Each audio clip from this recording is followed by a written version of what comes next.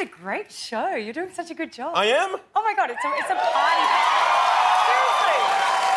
Well, thank you. I had a lot of fun with the monologue, but now let's get down to brass tacks, okay? Kangaroos. Did a donkey a rabbit? What up with it? They have a donkey face, but a rabbit hop. Oh, I see what you're saying. I had no idea where that was going. Scientifically, a donkey. I see. I don't know. Maybe I hadn't thought. We got a conclusive maybe from the Australia. Now you are from Australia, if you can't tell from the accent, and when you see your work, people wouldn't know that because you do such a great American accent. But you are Australian. Where did you grow up? On the Gold Coast, but I grew up in the hinterland part of the Gold Coast. Okay. The hinterland? Oh, that means it's like, you know, I grew up on property. Okay. Fields and... Now, I know, I've been to, I don't support like this, like, I hate the stereotype. Like everyone thinks, oh, you're from Australia. There are creepy, crawly, poisonous, venomous things all over the place. But are there creepy, crawly, poisonous, venomous things all over the place? I mean, kind of. It's not something you concentrate on when you're growing up, but yeah, I mean, there's tons of poison. I think there's like a large percentage of the poisonous snakes in the world reside in Australia, and spiders and sharks. And... Have you? So you had? There's like sharks and poisonous spiders and snakes. A lot of dangerous creatures growing up. But it's fine. I mean, you don't when you live there, you don't worry about it or think about it. I mean, they're there, but it didn't really seem like a big deal. Like, of 10 of your closest friends growing up, how many of them were killed by poisonous spiders and snakes? 7? No. No one. I mean, I don't even know. I mean, I grew up on property, and I don't even know someone who was... I had snakes, like, literally in my house growing up. What? Not on purpose. Like, by... You know, they would get into the house or whatever. What kind of snakes? Like, what would be, like, the biggest snake you ever... Like, harmless one. Like a carpet python. If they've got, like, a gold pattern on their back, then they're a carpet python, and they're fine. I mean, sometimes if they're little, often they're probably more poisonous, so... You kind of like get them out with a stick instead of picking it up, but... The stick? Yeah, like... You're like a stick? You keep a stick for a snake, a poisonous snake removal stick? Stick. Like this one time I was, my mum came, I was in my bratty teen years and my mum came in and said, oh, can you help me get the snake out of the house? And I was like, Mum, I'm really busy on MSN, like, no. And she was like, it's a big one though, like, can you, and I was like, so busy, Mum, no. And then she like went away, and 10 minutes later I was like, where's Mum? Oh no. And that's when my mum got eaten. No, she didn't. She was fine. Oh my God.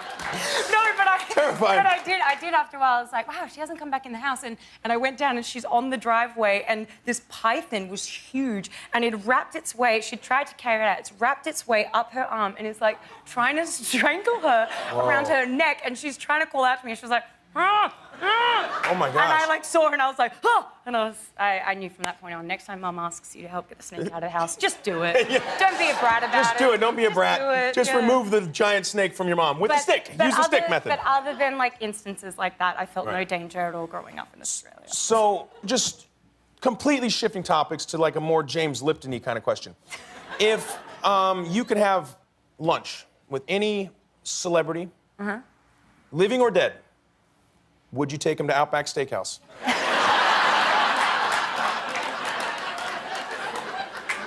I've actually never eaten at an Outback Steakhouse. I'm ruining I shouldn't have said that. I should have lied. Let me ask you this. I heard that they do have Outback Steakhouse in Australia. Yeah, for sure. Okay. An ex-boyfriend of mine, there's like a challenge if you eat, I think it's like a kilo of steak and all the, like you eat all this stuff, you get a free t-shirt. Yeah. And a boyfriend of mine, way back when, tried to do the challenge, but he was literally like vomiting as he was trying to keep eating it to win this t-shirt. He got there in the end. He got the shirt. He got the shirt? Yeah.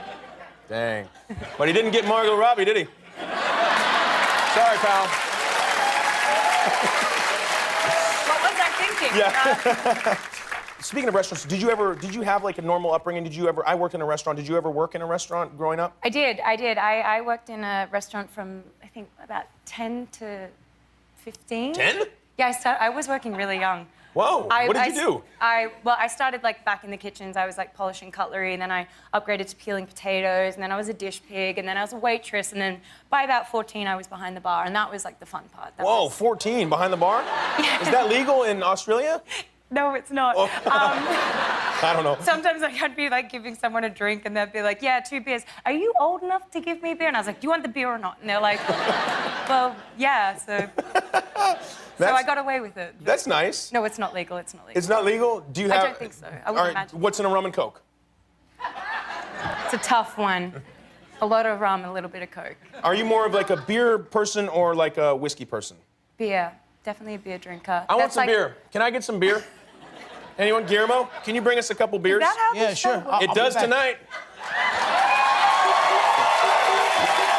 You want a beer?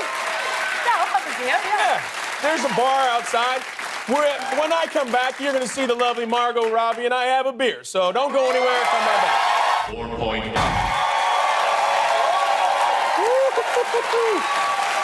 Wow. Now, I don't want you to spoil the movie. Does she end up sucking your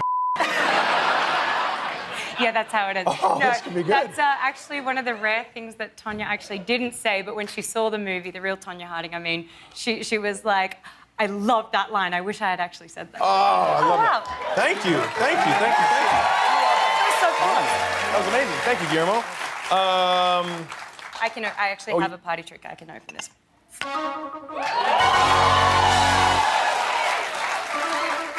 There you go.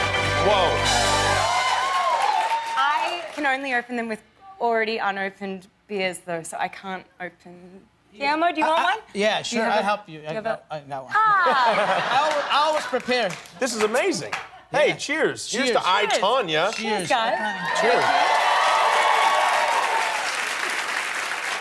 So, I'm curious about this because you made a movie about a real person, an infamous figure skater.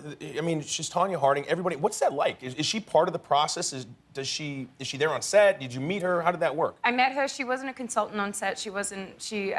Our writer did a series of interviews with her, and then he did a series of interviews with Jeff Gillooly, and both their stories contradicted each other so much that he thought that was the best way to tell the story, to have all these unreliable narrators, Right. you know, with contradicting storylines, and kind of let the audience decide for themselves how it happened. So I flew to meet her right before we started shooting, and other than that, she wasn't on set or anything.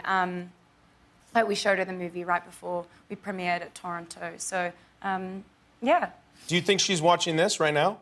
I don't know. I didn't think about that. If you are, hi, Tonya. What's up, Tonya Harding?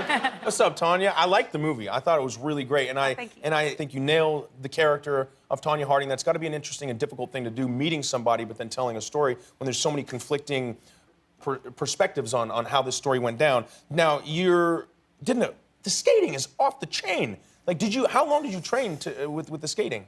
I did a lot of training. I did maybe 4 months of training, 4 or 5 months. It was like 5 days a week, 3-4 hours a day.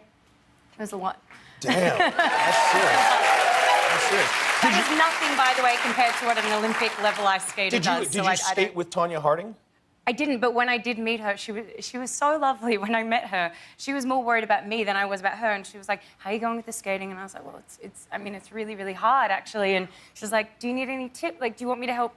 We can go to the ice skating rink now. Like, do you have your skates with you? And I was like, well, they didn't let me bring them on the plane, so no. But, Right. but You it was should really have told kind of her to offer. that you should have said that they were emotional support skates. I should have. And then you could have brought them on the plane. Yeah. I, Tonya is in theaters Friday. Margot Robbie, everyone. Thanks for watching. If you like that, subscribe to our YouTube channel for all the latest videos. And if you didn't, subscribe anyway. It's free. Who cares?